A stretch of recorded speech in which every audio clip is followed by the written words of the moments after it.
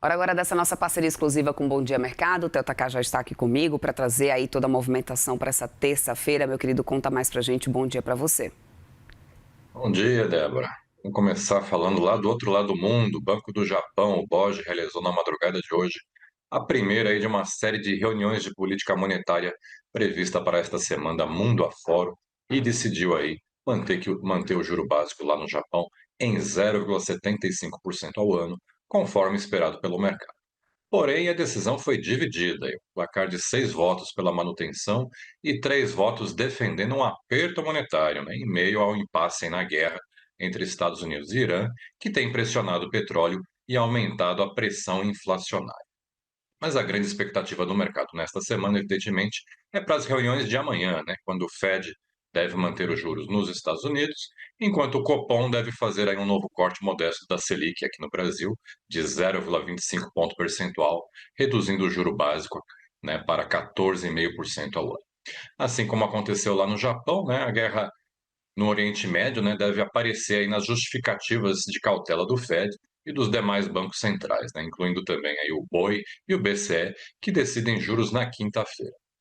Os BCs mundiais, né, eles seguem avaliando os impactos da crise de energia global provocada por essa disparada do petróleo, né, em cima da inflação e no crescimento das economias. E por falar em guerra, né, praticamente não tivemos novidade de ontem para hoje. Né? As negociações para tentar encerrar o conflito entraram numa espécie de compasso de espera diante aí do impasse entre Estados Unidos e Irã. A proposta do governo de Teherã para reabrir o Estreito de Hormuz foi descartada por Washington, que mantém como prioridade o fim do programa nuclear iraniano, o que tem travado aí qualquer avanço mais concreto nessas conversas. Apesar da falta de evolução, mediadores ainda trabalham nos bastidores aí com uma janela considerada crucial nos próximos dias, em um processo que passaria primeiro pela reabertura do estreito, para só depois avançar aí em temas mais complexos, como essa questão do programa nuclear. O risco é de uma ruptura, no entanto, permanece no radar, né, incluindo aí a possibilidade de um novo escalonamento desse conflito. Lembrando, né, que já estamos completando 2 meses desde o início dessa guerra, lá em 28 de fevereiro, Débora. Pois é, e para além da guerra, né, hoje temos um indicador bastante importante de inflação aqui no Brasil, né, Theo? Isso bem na véspera da decisão do Copom. Conta pra gente aí qual que é a expectativa para o IPCA 15. O IBGE divulga daqui a pouquinho, né, às 9 da manhã, a inflação do meio do mês, o IPCA 15 de abril.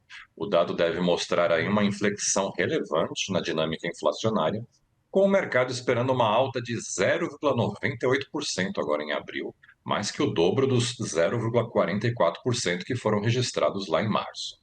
Esse avanço expressivo aí reflete principalmente a pressão provocada pela alta nos preços dos combustíveis, daí como decorrência desse choque do petróleo por causa da guerra.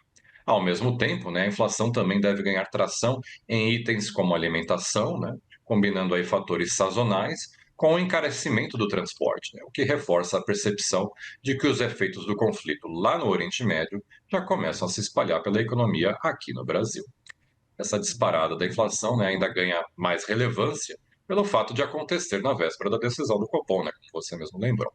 E por falar nisso, né, apesar do mercado estar esperando um novo corte da Selic de 0,25 ponto percentual amanhã, né, o comunicado do BC deve manter aí o tom cauteloso, né, evitando qualquer compromisso com os próximos passos da política monetária.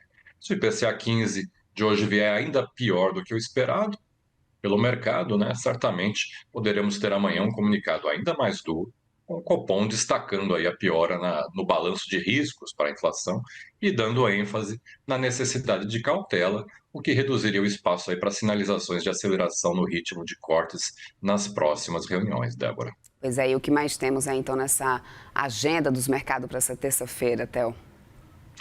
Temporada de balanços, né, aqui no Brasil ganha bastante tração nesta terça-feira, né, com os resultados da Vale, da Ipera e da Neoenergia, e todos após o fechamento do mercado. O mercado também deve repercutir hoje, né, os números da Gerdau, que soltou o balanço ontem à noite, com lucro aí de pouco mais de 1 bilhão no primeiro trimestre, com um crescimento aí de 33% na comparação anual. O EBITDA ajustado subiu 23% para quase 3 bilhões de reais, enquanto a receita líquida caiu 4% para 16,7 bilhões de reais. Lá fora, a temporada de balanços também está agitada hoje, com os resultados do Barclays, da BP, da General Motors, da Airbus e da Visa.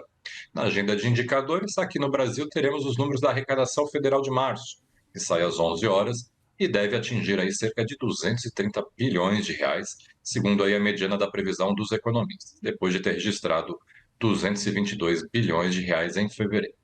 O resultado deve refletir aí uma atividade mais resiliente, mesmo com os sinais de moderação aí na margem, e o reforço também de receitas com o IOF. No exterior, o destaque fica com o dado de confiança do consumidor nos Estados Unidos, medido pelo Conference Board, que sai às 11 da manhã, pelo horário de Brasília, Débora. Pois é, isso aí, Theo. Vamos acompanhar então, meu querido. Muito obrigada pela companhia de sempre. Te espero aqui amanhã. Boa terça-feira para você. É super quarta. Até amanhã. Pois Tchau, é, tchau. vamos aguardar. Tchau, tchau, Theo.